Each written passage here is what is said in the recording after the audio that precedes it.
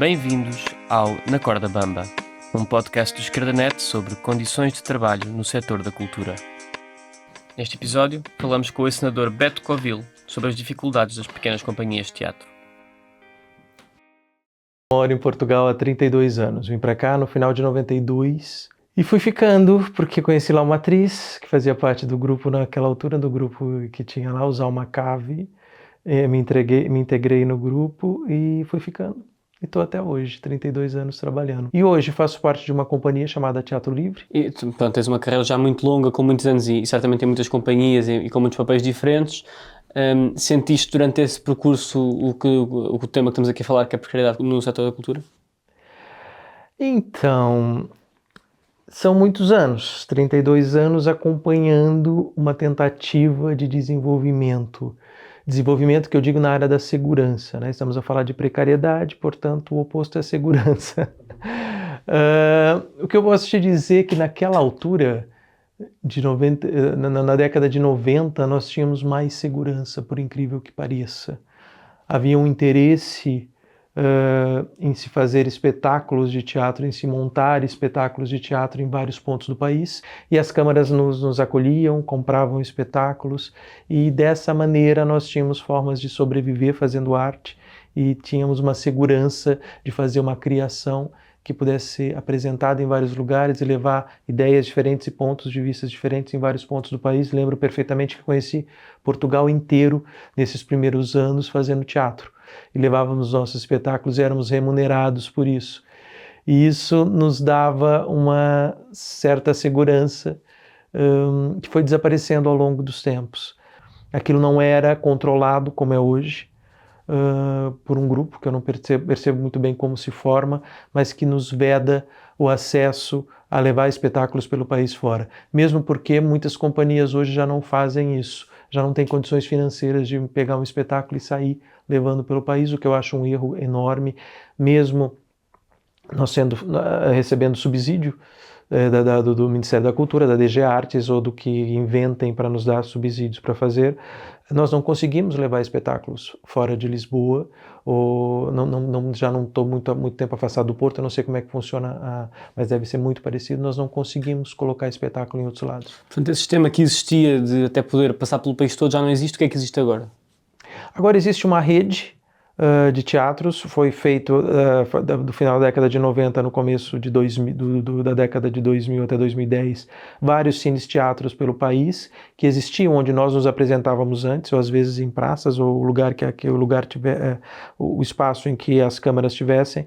A partir de um certo ponto, como esses teatros foram reestruturados, reformados ou feitos de raiz, auditórios novos, formou-se uma rede que só aceita espetáculos que são apresentados em Lisboa. Os programadores culturais desses lugares querem agradar a uma elite cultural, então leva para lá espetáculos que só são feitos em Lisboa, ou por um determinado tipo de grupo, por determinado tipo de pessoas, o que faz com que outros grupos, outras companhias que tentam levar não tenham espaço, não tenham abertura para isso. Antigamente o que havia era que as câmaras, e isso também tem a ver com a cultura do poder local. Havia um vereador da cultura que se interessava pela cultura, que levava espetáculos diversificados. Hoje isso já não existe. Tu falaste nesta transição de que há uns anos havia mais segurança e agora deixou de haver. Em que é que sentes isso concretamente, por exemplo, na tua vida também, enquanto trabalhador? Sim, eu, por exemplo, nesse momento, nós temos um espetáculo que iríamos estrear agora em final de setembro, começo de outubro, que é um espetáculo que nós concorremos na DG Artes, fomos subsidiados. Até o momento nós não recebemos o subsídio que nós precisamos para estrear um espetáculo em setembro. Ou seja, nós vamos ter que adiar esse espetáculo, porque é óbvio que esse espetáculo já começamos a pré-produção, só que nós vemos que sem dinheiro a gente não consegue pagar ator e cenário, local para ensaio, porque nós não temos local para ensaio. Isso faz com que, e é um concurso que nós já concorremos o ano passado e que a resposta já saiu há 2 meses. Portanto, o tempo de demora nos faz ficar na insegurança de não saber se podemos estrear ou não o espetáculo. E é claro que a gente não pode assumir compromissos, porque de repente a própria DG Artes ou o próprio Ministério da Cultura pode ter algum problema, pode haver eleições, pode haver uma coisa qualquer que faz com que eles avancem o tempo de entrega desse subsídio. Portanto, nos gera uma insegurança muito grande e as companhias pequenas não têm como tirar de outro lado o dinheiro para adiantar aos atores, aos técnicos, aos encenadores. Então fica tudo muito na corda bamba. E depois nós caímos num outro problema, que é, nós temos um espaço. Voltamos ao problema do espaço. Nós íamos fazer essa apresentação nossa no Teatro do Bairro, com quem a minha companhia de teatro tem uma permuta e tem um acordo. O que se passa?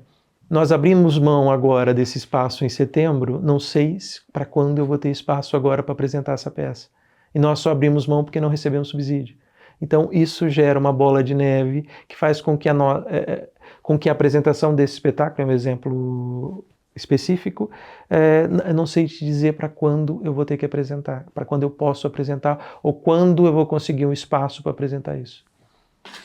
Falaste aqui de duas coisas diferentes, a questão do espaço, mas se calhar que antes de entrar um bocadinho mais nesta questão de como as companhias estão ainda em Portugal numa fase em que estão dependentes das burocracias dos subsídios que vão recebendo, não? Sem dúvida, sem dúvida. A burocracia é ruim para todos, em todas as áreas.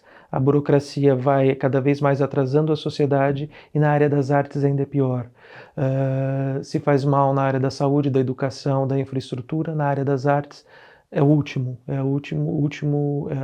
área em que alguém pensa em tentar adiantar alguma coisa. Falaste aqui também da questão do espaço, ou seja, também adicionado a estes problemas há uma série de outras, é uma espécie de efeito dominó, não é? Há uma série de outras questões, desde o espaço, imagino também a cenários, figurinos, etc., que envolvem trabalhos de pessoas que estão e que caem em dominó porque os atores, os técnicos têm os seus próprios calendários e à medida que vai atrasando uma peça, por exemplo, atrasa também o calendário deles, cria uma espécie de labirinto, não é? Completamente, nós estamos nesse momento. A minha companhia, terminamos um espetáculo agora no final de julho, aqui nas ruínas do Teatro Romano, e nós queremos continuar com esse espetáculo. Estamos há 2 meses à espera da resposta de um e-mail enviado a uma câmara que nos garantiu um espaço e que de repente apareceu um evento, alugaram o Cine Teatro para esse evento, que pagam, e a cultura é deixada para segundo plano, jogou isso para daqui 2 meses. Daqui 2 meses eu não tenho elenco, porque as pessoas assumiram compromissos com o outro lado. Eu não tendo elenco, não posso fazer o espetáculo. Não fazendo o espetáculo, não recebo o valor que estava contratado e apalavrado de se fazer, e que nos garantiu montar o espetáculo primeiramente. Então isso é uma bola de neve. Mas isso também tem muito a ver, digo eu, com a forma como toda a indústria da cultura está muito baseada nesta questão de ir por projeto, não é? De funcionar sempre por projeto e o facto de tu daqui a 2 meses não ter os atores é porque eles já estão noutro projeto e porque eles próprios estão a saltar de trabalho em trabalho. São obrigados a estar em outros projetos, não podem me garantir que estão disponíveis porque eu não tenho como manter um ator 2, 3 meses, 5 meses, porque eu não tenho como pagar salários, não é? As companhias menores não tem, a minha companhia ela não é subsidiada, não tem subsídio bianual como outras companhias e, portanto, nós não temos como garantir o salário de atores, nós pagamos por espetáculo. Ou seja, nós fizemos um trabalho agora durante 1 mês, eu contratei os atores por 2 meses, 1 mês e meio um mês de ensaio e 1 mês de apresentações. É o que a gente pode manter, eu não posso manter o ator cativo uma vez que eu não tenho como bancar o salário dele para ele estar disponível quando nos aparecer os espetáculos, percebe? E isto está um bocadinho ligado com a ideia, enfim, nós chamamos de precariedade, mas há bocado disseste segurança e eu ia-te puxar aqui por outra palavra, por insegurança, não é? Tanto na companhia como, insegurança no sentido laboral, tanto na companhia como nos atores em concreto. Sem dúvida, isso nos faz, por exemplo, planear espetáculos primeiro com poucos atores. Não é? Porque é muito mais fácil eu conciliar a data de 3 atores do que a data de 5, de 10. Depois faz com que nós nos limitemos um bocado nos atores em que a gente chama. A gente não pode chamar um ator, vamos lá ver, muito requisitado, ou que tenha muita saída em alguns lados, porque nós sabemos que não podemos contar com eles na direção. Eu tenho agora um espetáculo parado porque a atriz, uma das protagonistas, são 2 atrizes, uma delas foi chamada para fazer uma novela no Brasil. Portanto, esse espetáculo que nos poderia render alguma coisa na venda pelo país, quando aparece, ela não está disponível, porque durante 10 meses ela está no Brasil, não é? Isso faz, e eu não tenho dinheiro para ensaiar uma outra atriz para colocar no lugar dela, porque o dinheiro inicial já foi feito para ensaiar com ela. Então isso nos limita muito quando nós vamos fazer a escolha de elenco e principalmente para depois manter os espetáculos vivos. Todo este caldo que nós falámos aqui certamente direciona também os conteúdos que fazem, porque não podem pôr 30 pessoas em palco, porque não podem pôr 10 pessoas em palco, têm que escolher conteúdos mais pequenos, têm que sucumbir um bocadinho às possibilidades que têm. Sem dúvida. Eu, por exemplo, tenho alguns projetos, tenho um Shakespeare que eu quero montar, tenho um Calderón de la Barca que eu quero montar, mas eu não tenho como fazer porque eu não tenho subsídio suficiente para contratar 10, 12, 15 atores.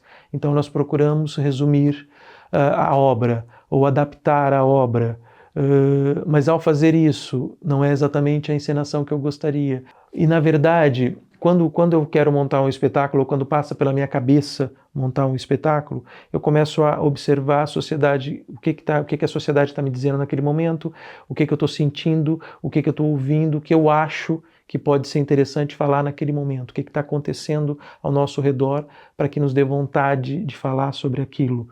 Tu falaste aqui, foste agora falando dessa ideia de reflexão e de pensar sobre o que é que afeta a sociedade e como é que o próprio teatro pode refletir ou pode querer mudar isso, mas tenho a ideia de que com o modelo atual, podes corrigir-me se estiver errado, é muito difícil fazer essa investigação, esse pensamento, não há tempo para isso, é tudo muito programado para fazer a peça com o financiamento que se tem e depois mudar para outra coisa, avançar para outra coisa. Eu particularmente já tenho textos que eu gosto de montar e que eu tenho esses estudos feitos.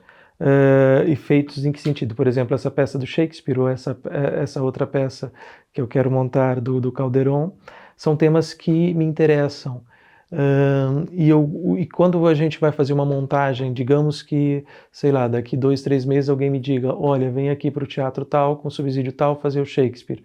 O ponto de vista que eu vou colocar sobre aquele texto vai ser provavelmente aquilo que eu sinto naquele momento na sociedade. Isso é possível fazer em qualquer texto.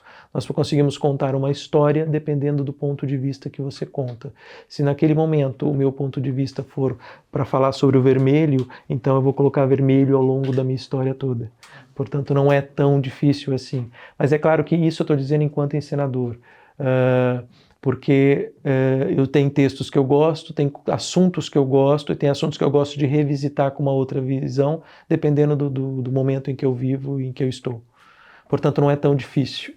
Nessa parte fica um pouco mais facilitado. Mas mesmo a ideia de experimentação com a cenografia, com a encenação, achas que há tempo para isso hoje em dia ou não, haveria outras formas? Eu adoraria ter ensaiado o meu Prometeu que nós apresentamos durante 2 meses, 2 meses e meio, para depois levá-lo à cena. Como os salários eram muito baixos, eu não podia exigir aos atores ficarem 2 meses e meio ensaiando e mais 1 mês em cena com o salário que eu podia pagar. Portanto, eu tive que abreviar, ensaiamos de forma mais intensiva durante 1 mês para poder levar esse espetáculo em cena no mês seguinte. 1 mês de ensaio é muito curto. É possível, faz-se um bom espetáculo, mas temos que nos esforçar muito mais e não chegamos no ponto em que gostaríamos de chegar.